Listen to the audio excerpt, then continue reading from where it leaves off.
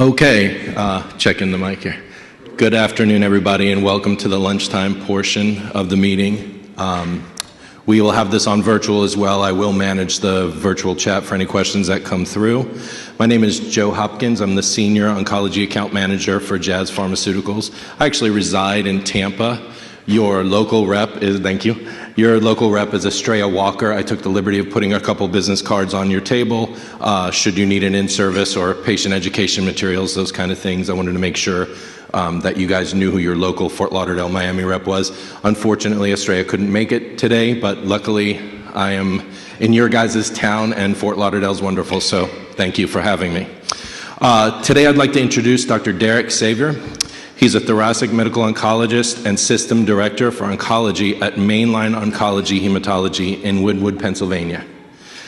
Dr. Savior previously practiced oncology for 14 years at Fox Chase Cancer Center in Philadelphia, where he served as section head of oncology at Temple University and associate professor of medicine at the Temple University School of Medicine. Dr. Savior received his medical degree from Drexel University School of Medicine, Philadelphia. He is board certified in both internal medicine and medical oncology. Dr. Savior's research interests include thoracic oncology, health disparities, and quality improvement. I thank you all for being here today, and I'll turn it over to Dr. Savior. Thank you, my friend. Appreciate it. So we're going to talk about, this is weird, I'm two-fisting it here, I apologize. We're going to talk about small cell. And there's a stigma attached to small cell in terms of the treatment options, the patient population, and the general unfortunate prognosis of these patients. And we compare small cell to non-small cell. Unfortunately, the research hasn't been there, but we're going to hopefully have some more breakthroughs and advances, and we'll talk about that later. But now we have a very good second-line option where, fortunately and unfortunately, it wasn't really there in the past. So we're going to talk about zibzilziliberdectin, the first advance in second-line treatment of metastatic small cell in the last 20 years. Jazz is sponsoring this. We appreciate it. This is an educational program, no CME. Please stop me during the program to ask any question. And we'll also be talking about everything's on label, nothing off label at this point. So talk about the disease burden and treatment for small cell lung cancer. So lung cancer is the #1 cause of cancer death. All right? And why that is because it's generally caught late in advance. Once the patient has symptoms, unfortunately, it means that the cancer is already advanced. So we have small cell lung cancer and non-small cell lung cancer. There's about 30,000 patients diagnosed with small cell lung cancer per year. And unfortunately, most of those patients are caught in an advanced stage where curative options, unfortunately, are not available to us. It's characterized by very aggressive histology. We treat this as a medical emergency. Once we get a diagnosis of small cell lung cancer, we want these patients to get treated as soon as possible. So we actually keep them in the hospital and start therapy as soon as possible. As soon as we get the histologic confirmation of small cell, we start chemotherapy as soon as possible. It's also characterized by early metastases. It's not uncommon that patients come in with brain metastases, liver metastases, bone metastases. Okay? So it's very important that we get a good staging so we determine all the sites of possible involvement. Small cell is characterized by being very chemosensitive. All right? Get very rapid responses with small cell lung cancer. But unfortunately, though, relapse is very common. All right? About 80% of cases relapse very quickly. And unfortunately, again, small cell is characterized by horrible prognosis. About 6% of patients will be alive 5 years after diagnosis. So where does small cell derive from? So the neuroendocrine cells in the lung. About 0.4% of all lung cells are neuroendocrine cells. So it plays a very important part in determining hypoxia, has neurohormonal functions as well, stimulating the immune system, also with endocrine response. Number 1, 2, 3 causes of small cell lung cancer are smoking, and smoking. You can get some non-small cell lung cancers with EGFR that transform to small cell, but that's a very small case.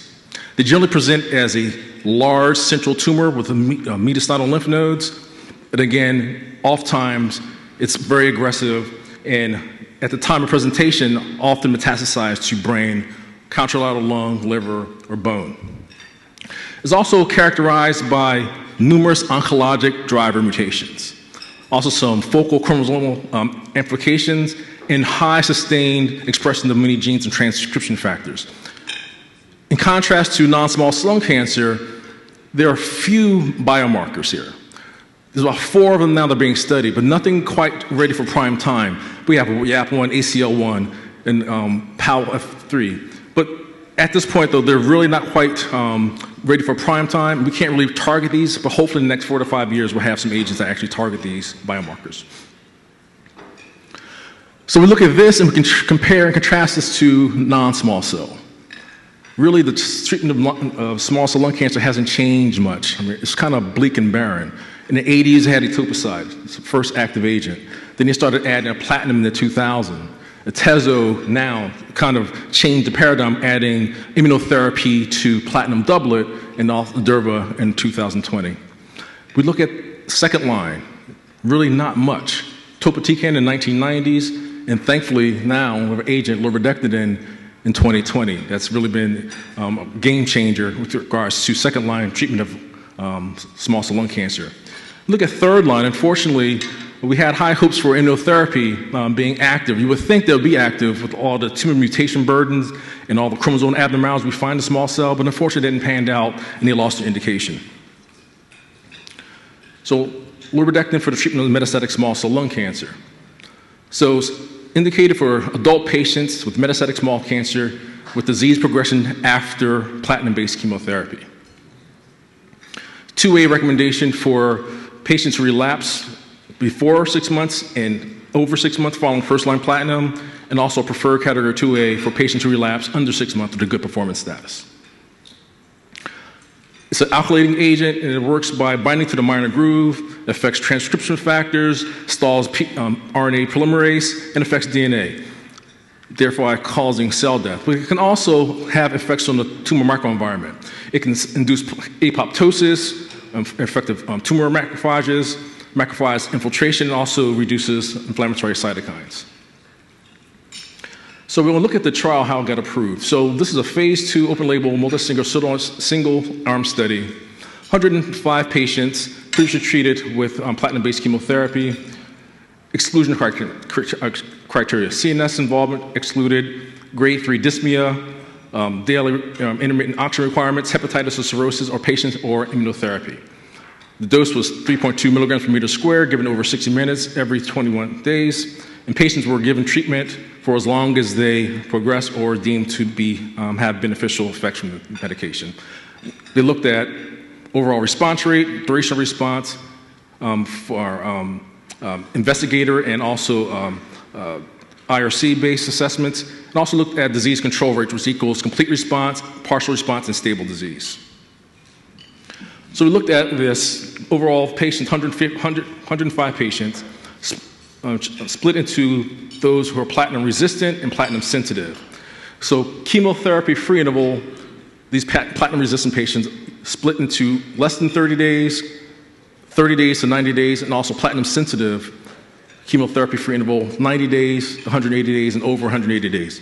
So different associations have different guidelines for this. So ESMO is 90 days for platinum sensitive. NCCN deems that as 6 months or 180 days. So we looked at, not we, but Jazz looked at it in both of these patient populations, determined who would benefit from this medication. We always look at demographics, and unfortunately, we have to do a better job in really getting more types of people in these clinical trials. Mostly the white male, good performance status, and current or former smokers. The median age was 60 years, 65% of the patients were under 65, 35% over 65. Most of these patients, as they generally present, or extensive stage, 70% compared to 30% limited stage. Most of these patients had a platinum doublet with etoposide. A few had some immunotherapy, PARP inhibitors, and 71% had radiotherapy. So when we looked at this, based on both investigator assessed and the IRC, you see the overall response rate of 35%. outstanding, especially in second-line previously treated patients. Duration of response of 5.3 months, and also a great disease control rate.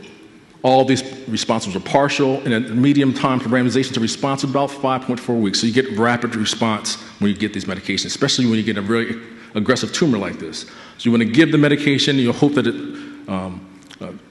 works fast. How that manifests itself is disease control, patient symptoms much better, quality of life much improved.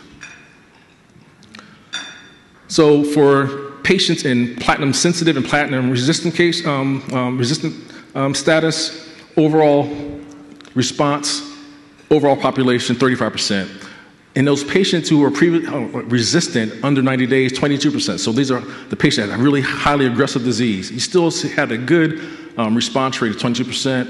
And patients who were over 90 days, those patients who had a platinum sensitive, 45%. And that was basically the same thing in IRC assessment as well. Overall response rate, 60% for patients in the over 180 days. So this is interesting because generally we think of patients who respond to chemotherapy over 6 months may want to be rechallenged with platinum. But even in this population, you see that it has a great response rate of over 60%, and for investigator assessment and IRC assessment, 50%. So even regardless of age and prior lines of therapy, have outstanding effectiveness. So overall response rate for patients age under 65 is 36.8, over 65, 32. Patients who have 1 line of therapy, 34.7, and over 2 lines. These heavily pretreated populations, patients who don't think were going to respond well, had an excellent response, 42.9%. You want to give a medication, one, you want it to work well, you also want it to work long. So duration of response, 5.4 months, 5.4 months in the overall population, heavily pretreated, 4.7, and for the platinum sensitive, 6.2. Same thing, you see disease control rate, stable disease, complete response, partial response, overall population. Response, 69%, same thing for IRC assess, 62%. Those patients who were heavily pretreated, platinum sensitive, over 82%, and for those who had a platinum resistant, actually 51%. So in both patient populations had good response. How long do these patients last, but also how long do the patients stay on medication? We look at the overall response, also look at AEs. You want the patients to stay on chemotherapy for as long as possible. So 29% of these patients were on Zepzelca for over 6 months, right? In this heavily pretreated patient population, 6 months is actually pretty good. And 6% of patients over 1 year were on this. Only 1.9% of patients discontinued Zepzelca. We look at grade 3 for AEs. All right, so this is the AEs that's going to have us either discontinue or dose reduce. And thankfully, we have a very low rate of grade 3/4. Some fatigue, but in general, pretty well tolerated. Not much pyrexia, not much GI toxicity, actually pretty well tolerated. Not much neuropathy at all. Most adverse reactions were grade 1 to 2.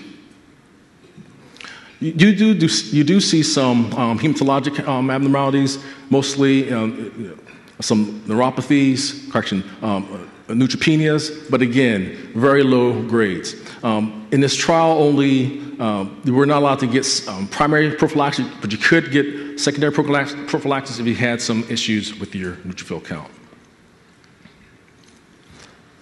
Some serious reactions, not much.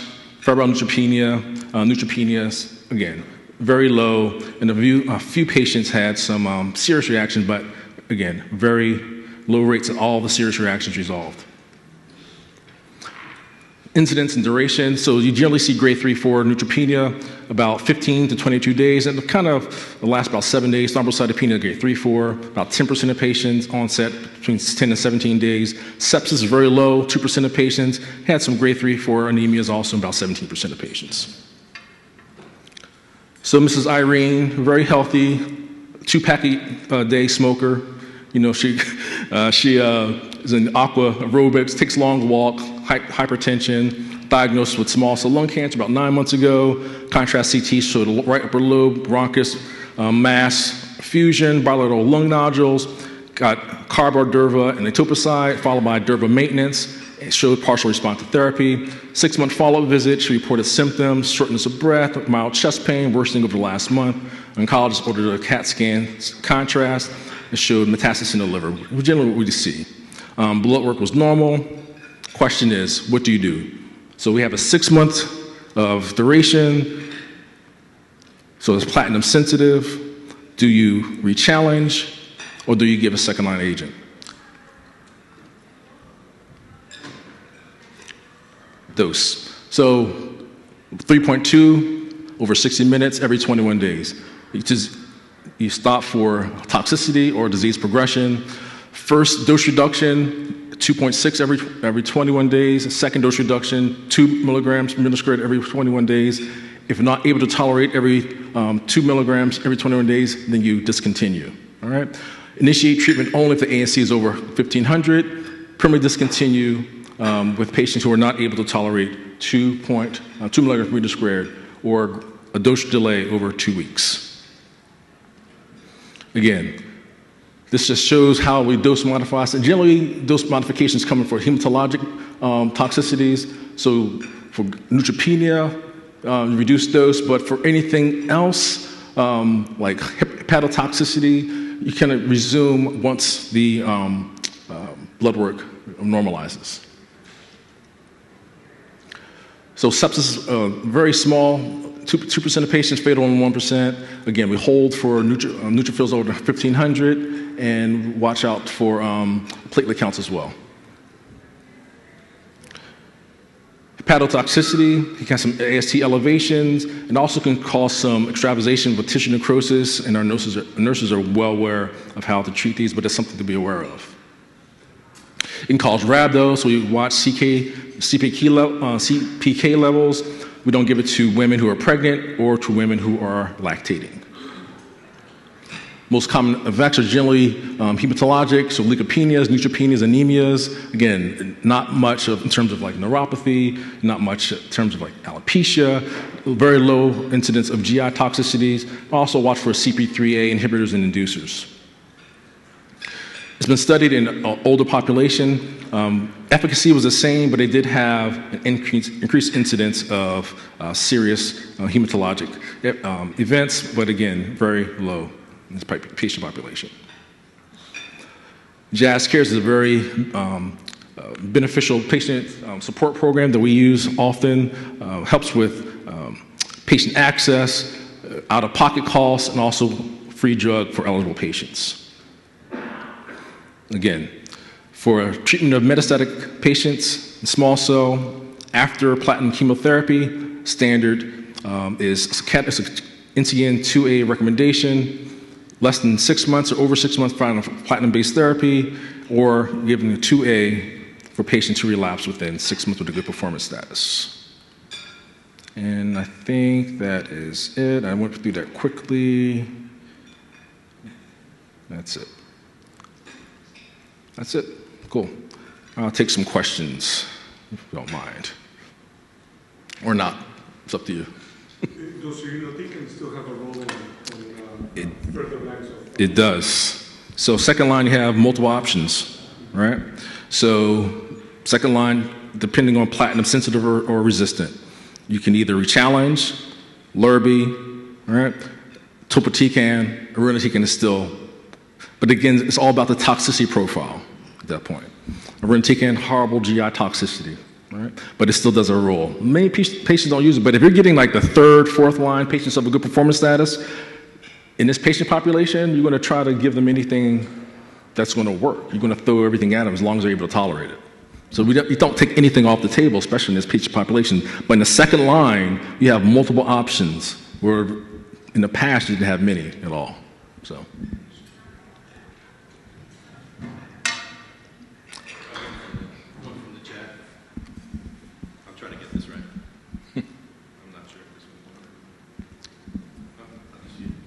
Yeah. All right. Question from the chat, a sequencing question. For platinum-sensitive disease greater than 6 months, if treated with Zepzelca, then progressed, how well do they respond to a re-challenge on platinum? Or should they be re-challenged with platinum first, then use Zepzelca after progression on the re-challenge? So there's no data for re-challenging, then using Zepzelca. However, if a patient is re-challenged with the Zepzelca, or giving Zepzelca, and they still have a good performance status after they progressed, again, you throw everything at a patient at this point. But there's no data in terms of sequencing. That's where the art of medicine comes in, right? So, yes, we know what the guidelines state. However, if a patient has a good performance status and they're willing to be treated, you're trying to find anything. But in terms of sequencing, there's really no hard data to support, re-challenging, then Zepzelca. No, it's really about, at the point, what the patient you think is going to be able to tolerate. Right. Sweet. Thanks, guys. Appreciate it. Yeah, one more, you said? You're good? All right, cool. Thanks.